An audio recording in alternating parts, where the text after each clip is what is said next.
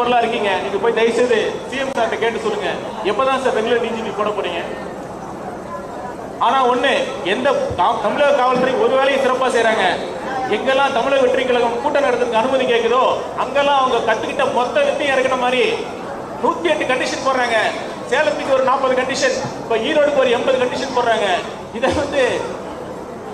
இதுக்கு மட்டும்தான் தமிழக காவல்துறை அவங்க மூளையும் அறிவையும் பயன்படுத்துறாங்களே ஒழிய காவல் அவங்க சட்டம் ஒழுங்கை பாதுகாக்கிறதுக்கு சுத்தமா அவங்களுக்கு டைமும் கிடைக்கிறது இல்ல, இன்டென்ஷனும் கிடையாது.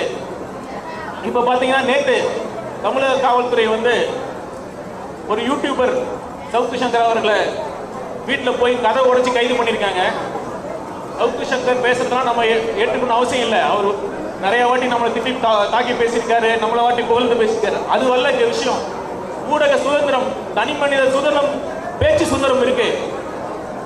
போன அதிமுக ஆட்சியில புதிய தலைமுறை மற்றும் பல சேனல் பிளாக் பண்ணப்ப இவரு சேஃப்டி அண்ட் மீடியா ஹேஷ்டாக் போட்டு பண்ணாரு. இப்ப எப்படி இவரு ஒரு பேச்சு சுதந்திரத்துக்கு எதிராக செயல்படுறார்?